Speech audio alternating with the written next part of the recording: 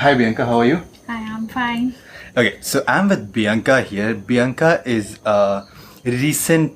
she recently started working as a teacher. So I wanted to find out about that and like find out the process and her aspirations towards how it happened. So how are you? I'm fine. How about you? Good, thank you. So tell me, like, what are you doing right now? I'm teaching in St. Joseph Kulshekar, English medium school. Okay, St. Joseph and English medium school. So what do you teach? What subject? Yeah, I teach social science and English. Okay. For what class? From 8th to 10th. From 8th standard to 10th standard. Okay. And how's your experience? Okay. Since when are you doing that, and how has your experience been? From August. I've started from August 2019. Okay. And as of now, I'm very much comfortable in the career as I have struggled to come over here. So it's been a very good experience. Every day it's a new challenge that's coming up to you, and I feel for me it's a big deal to deal with the different type of students that I get every day and how I work with them. Okay, so you told it has been a challenge to get till here so far. What do you mean? First of all, we have to complete our B.Ed. To pursue the career and teaching line, and B.Ed itself is a greater challenge. B.Ed, Bachelor of Education, correct? Yes. Okay. B.Ed is Bachelor of Education, and that's basically training how to deal with different kinds of students. We have different kinds of students. You know, the students who are slow learners, the students who are very smart, the students who are average kind of a thing, and each child cannot be treated as a whole, or cannot be treated the same way you treat the intelligent people. Okay. So we are trained. The B.Ed Institute, they train you how to deal with each student. So it's a big challenge to deal. So that means Bachelor of Education deals a lot with working with children and students. Yes, working with children and students. Yes, Okay. That's a basic. Okay, you said it was a challenge because it was difficult to study that, or it was long. Why was that? Why do you say call it a challenge? It's not something difficult to study as such, but yes, the assignments that you have, the lesson plans that you have, that's a bigger challenge. I mean, you have to work overnight. You have to literally forget about that. You have to sleep. This is during your studies? Yes, during my studies. That's what I have done. I have just forgotten what sleep means. I have, yes. I feel like college in general is like that. Like you do have to do a lot of personal sacrifices to actually excel. Okay. And then I used to always think when I finally got into this career, St. Joseph, it's like B.Ed is not the end. Every day it's a B.Ed kind of a thing. Like you have to spend all of the nights. B.Ed is just training you how to spend the nights.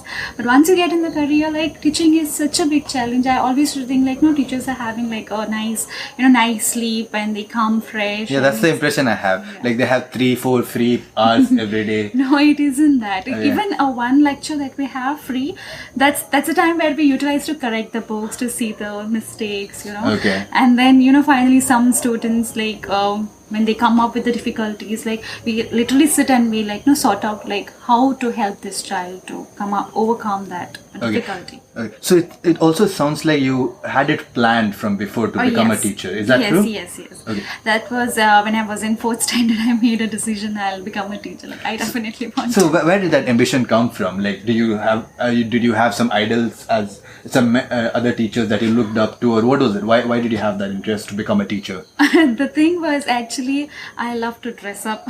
Actually. To dress up. Wow, I didn't expect that. Yeah, and my English teachers used to dress up really well. So I used to think definitely I want to be that lady who's just standing and students will be admiring me, and I want to become like this Bianca teacher. So but came up with that idea. That's I never thought it will have so much to sacrifice, it will have so much to study, and regularly have to study. I thought once I finish my masters, once I finish my B.Ed, that's it, I'm starting. But teaching is something every day I need to study. Yeah, I'm sure. But you were inspired because you wanted to emulate the way someone was dressing. Yeah. So I feel like modeling or fashion would have been a better use of that. Yeah, that could be, but I feel that wouldn't give me much of the happiness that I wanted ever. I'm sure there's also something else, not just dress up. I'm sure that you were you interested in delivering value to students, or what was it, or studying or something like that? Value was nowhere into the picture.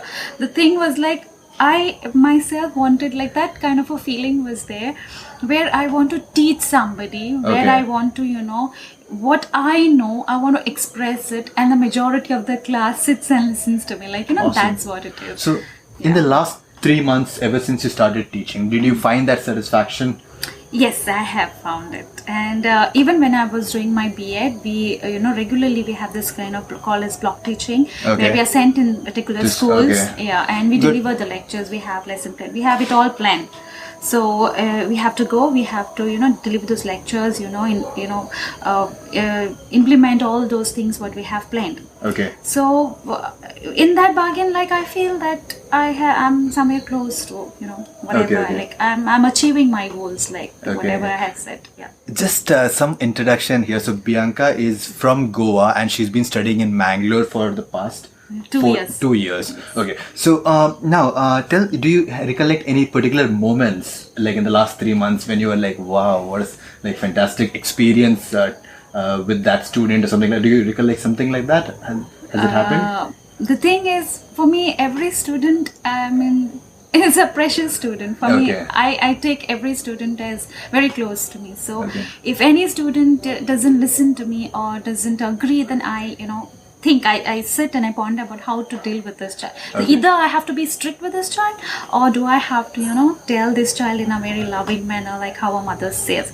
So I try both the ways. Okay. So I actually sit and think, like, do I have to be a mother kind of a character, or kind of a teacher kind of a character, or the serious kind of a character. So you're quite early in your career as a teacher.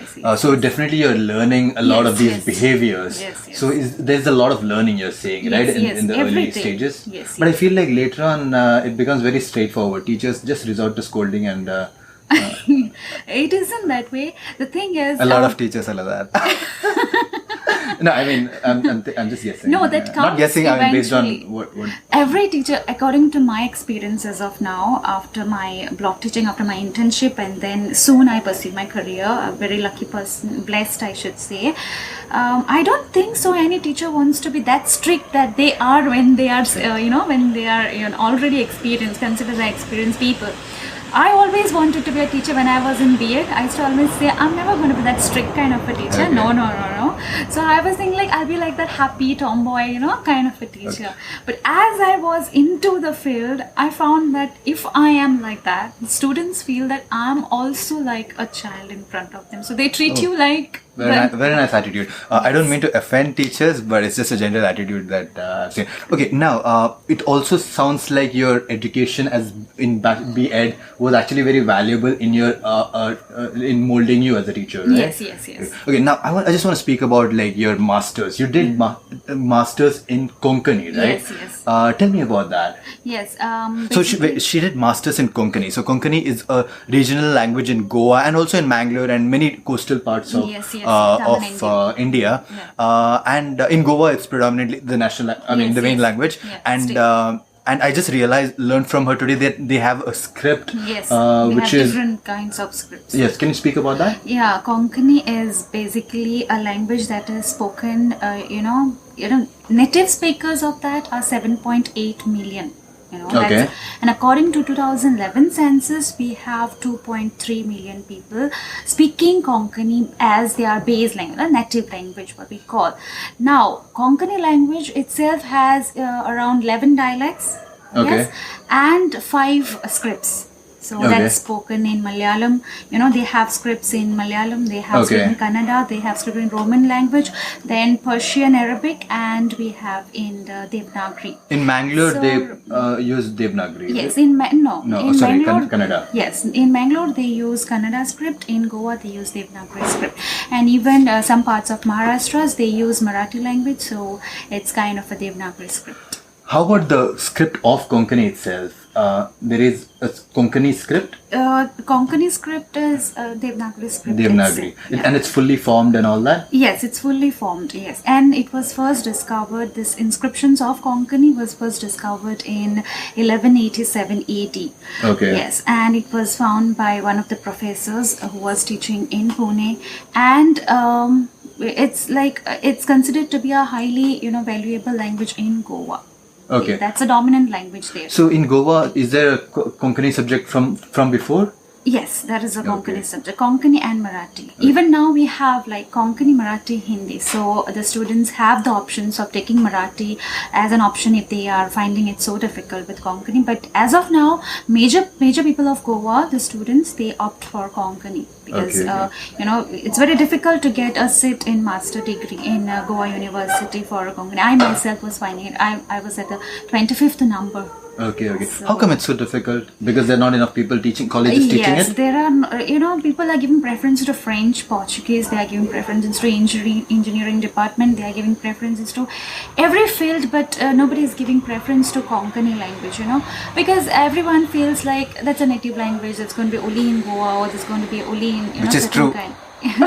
No, it isn't. If you go and research it, even Russian people, even USA people, they also speak. Even in whole of India, also we have people from Gujarat also speaking Konkani, and even Mangaloreans. Of course, in Mangalore, it's one of the main languages. In Mangalore, it is the language is spoken by minority people, which are Christians, because Christians over here are considered as minority people. But there in Goa, Christians as well as the Hindu brethren, they also speak Konkani. Okay. Final question to people who are like in your stage, like before, like wanted to become a teacher. What advice do you have for them? Like who are still in school and they want to become a teacher.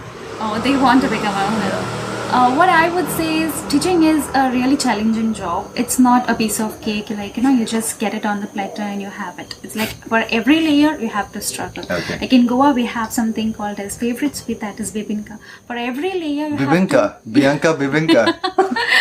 Yeah. So for every layer, when you put it in the that oven or a platter that you bake it there, you have to struggle. It's the teaching career is like that. So first you have to study, then you have to again come to B.Ed, study all over the thing again from your kindergarten, what you have learned till the last what you have learned, and then again just preparing it like a cake and making it a very nice thing in front of the students and coming.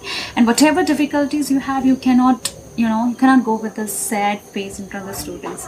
Like even even if your leg is fractured, you have to come with a broad smile, because students should not find you sad, because they have some problems. So they want to see a teacher like that ever shining bulb.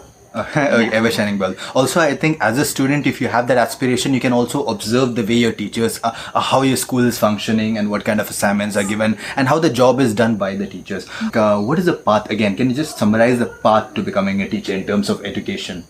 Basically, after 10th standard you do a PUC? Yes, and then 11th, 12th, and then you pursue your graduation, your degree. Anything? In the field that you want to become a teacher. Suppose like I have done BA, that's Bachelor of Arts. So after which, if I want to become a math teacher, so you'll do BCom. You'll do BCom, and then you'll go ahead for a B.Ed.